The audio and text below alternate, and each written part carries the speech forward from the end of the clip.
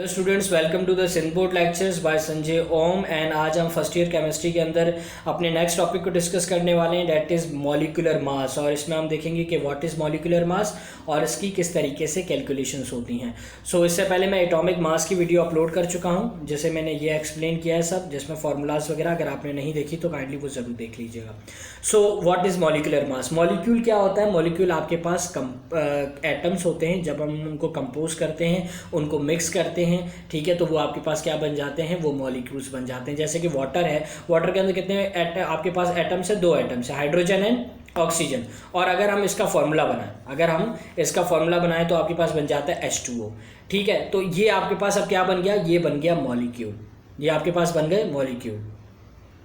और इसी तरीके से जब हमारे पास कोई एटम्स कंबाइन होते हैं तो वो मॉलिक्यूल बनते हैं। जैसे कि ये आप 2 एटम्स दे सकते हैं, हाइड्रोजन और ऑक्सीजन, और इन्होंने क्या बना दिया? एक मॉलिक्यूल बना दिया, डेट इज H2O।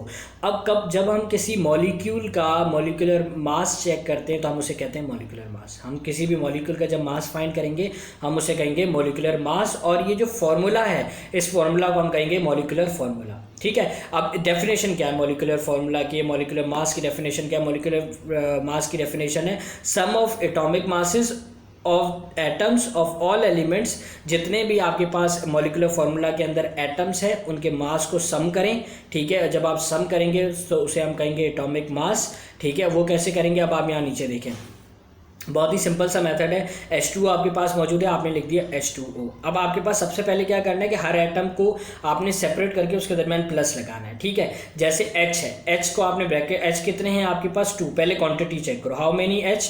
2 लिख दिया। इसका एटॉमिक मास होता है 1, तो 2 × 1, H खत्म हो गया। अब आप ब्रैकेट क्लोज करके प्लस का साइन लगा देंगे। Next one is oxygen. Oxygen की क्वांटिटी कितनी है? 1, एंड इसका मास कितना होता है? 16। ठीक है, उसके बाद तो सिंपल है, 2 1 2, प्लस का प्लस, 1 16 से 16।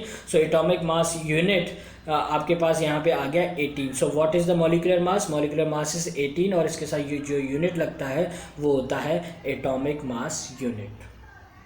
अब हम डिस्कस करते हैं next topic. Next is formula mass या फॉर्मूला। सो ये फॉर्मूला मास क्या होता है? ये आपके पास there are no discrete molecule. No discrete molecule का क्या मतलब होता है कि आपके पास जो मॉलिक्यूल्स मौजूद है उस मॉलिक्यूल्स के अंदर कोई नंबर नहीं है, कोई डिफरेंस नहीं है। वो दोनों मॉलिक्यूल के अंदर जो एटम्स होंगे उनकी क्वांटिटी सेम होगी, और सेम कितनी होगी? 1 होगी, 1 से ज़्यादा नहीं होगी। उसे हम कहते हैं डिस्क्रीट मॉलिक्यूल या फॉर्मूला मास। ठीक है, और ऐसे फॉर्मूला को हम क्या कहते हैं? आपके पास जैसे कि आप यहाँ देख सकते हैं कि रिप्रेजेंटेड बाय सिंपलेस्ट फार्मूला। हम उसको कैसे रिप्रेजेंट करते हैं? हम कहते हैं ये सिंपलेस्ट फार्मूला, या हम उसे क्या कहते हैं? ये एम्पेरिकल फार्मूला है।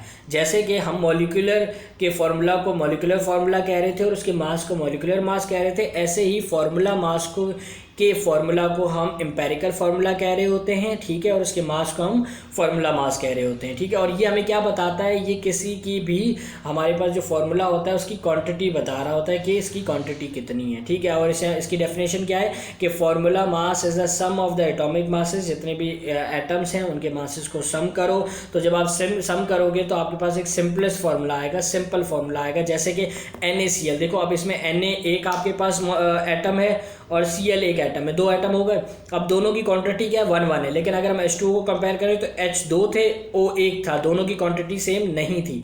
लेकिन इनकी क्वांटिटी ना 1 ही होती है। आप यूँ नहीं कह सकते कि सर ये Na2 है और ये Cl2 है, नहीं, ऐसा नहीं, दोनों 1 1 ही होगी। ठीक है, तो ये क्या है आपके पास? फॉर्मूला है, सिंपलेस्ट फॉर्मूला है या फिर एम्पेरिकल फॉर्मूला। आप जब इसका मास निकालेंगे वो क्या कहलाएगा? वो कहलाएगा फॉर्मूला मास। कैसे निकालेंगे?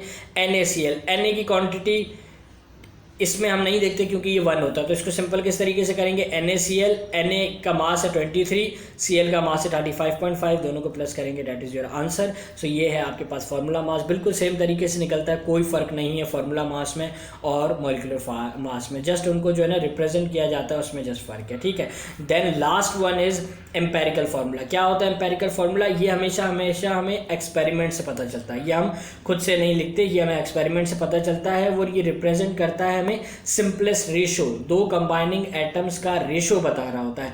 ये हमें कभी भी जो है वो मतलब हमेशा हमें क्या बता रहा होता है? एक सिंपलेस्ट रेशो बता रहा होता है। ये हमें इंडिकेट कर रहा होता है एलिमेंट्स का रेशो। क्या इंडिकेट कर रहा होता है?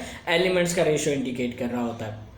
और अगर हम मज़ीद इसमें हम बात करें सिंपलेस्ट हम ये कह सकते हैं कि जो एम्पेरिकल फार्मूला है, एम्पेरिकल फार्मूला बेसिकली जैसे कि अगर मैं बात कर देता हूँ एक मॉलिक्यूलर फार्मूला की, ठीक है।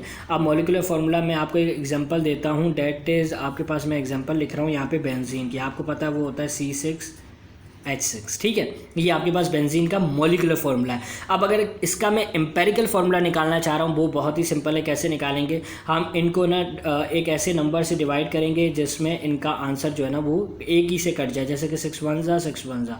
सो ये क्या बन गया CH। अब ये हमें क्या दे रहा है, एक सिंपलेस्ट रेशो दे रहा है। क्या रेशो दे रहा है, कहता है भाई जो क्वांटिटी कार्बन की है ना वही क्वांटिटी हाइड्रोजन की है, जो क्वांटिटी कार्बन की है वही क्वांटिटी हमारे पास हाइड्रोजन की। एक सिंपल हमें रेशो बता रहा है, ठीक है। इसे हम कहते हैं एम्पेरिकल फार्मूला। इस तरीके से अगर एक और एग्जांपल्स में यहाँ लिखूँ तो वो कुछ ऐसे हो सकती है कि जैसे एक और एग्जांपल मैं आपको दूँ, C2H4, ये आपके पास मॉलिक्यूलर फार्मूला, ठीक है। अब मैं इसको कट करता हूँ, 2 1 2 2, एक ही टेबल से कट किया तो रेशो आया कार्बन हाइड्रोजन का 1:2। इसका मतलब मुझे क्या पता चला कि जितने हाइड्रोजन हैं, मतलब जितने आपके पास कार्बन है उसके डबल क्या आपके पास हाइड्रोजन है, रेशो बता रहा है, ठीक है। मतलब क्वांटिटी दोनों को इंडिकेट करके हमें बता रहा है। तो ये होता है एम्पेरिकल फार्मूला। और इसमें एक MCQ वाली बात आपने ये याद रखनी है कि काफ़ी सारे कंपाउंड्स हैं जिनका एम्पेरिकल और मॉलिक्यूलर फार्मूला सेम होता है। जैसे कि अभी मैंने यहाँ दिखाया तो इन दोनों का ये एम्पेरिकल फार्मूला बेंजीन का था, ये एक मॉलिक्यूलर फार्मूला था, ये एम्पेरिकल फार्मूला था। और फिर आपको जब ये C2H4 दिखाया तो ये आपके पास एक मॉलिक्यूलर फार्मूला है और C1H2 आपके पास एक एम्पेरिकल फार्मूला। तो इनमें डिफरेंस है, मतलब एम्पेरिकल फार्मूला भी इनका अलग है और मॉलिक्यूलर फार्मूला भी अलग है। लेकिन काफ़ी ऐसे कंपाउंड्स होते हैं जिनका एम्पेरिकल और मॉलिक्यूलर फार्मूला सेम होता है। उसमें हमारे पास काफ़ी कंपाउंड्स आते हैं, लेकिन जो स्पेशली ज़्यादातर जो आ रहे होते हैं वो आयनिक कंपाउंड्स होते हैं जिनके एम्पेरिकल और मॉलिक्यूलर फार्मूला ऑलमोस्ट सेम होते हैं, ऑलमोस्ट तकरीबन सेम होते हैं। जैसे कि NaCl है। अब NaCl जो है वो एक एम्पेरिकल फार्मूला भी है और एक मॉलिक्यूलर फार्मूला भी है, क्योंकि सेम ही है, ठीक है। इसी तरीके से कोवलेंट कंपाउंड है CH4H2O, तो इसमें भी क्या है आपके पास कि इनका एम्पेरिकल और मॉलिक्यूलर फार्मूलाज सेम है। लेकिन स्पेशली कौन से होते हैं, आयनिक कंपाउंड्स होते हैं। या आपसे आपके MCAT के अंदर या नॉर्मली आपके एग्ज़ाम्स के अंदर पूछा जा सकता है। सो यहाँ आज का लेक्चर यहाँ ख़त्म हुआ। बाकी अगर आपने कोई भी सवाल हो तो आप मुझे इनबॉक्स में पूछ सकते हैं, व्हाट्सएप पे पूछ सकते हैं। Kindly subscribe my video and my channel also, and if you have any query you can ask me. Thank you.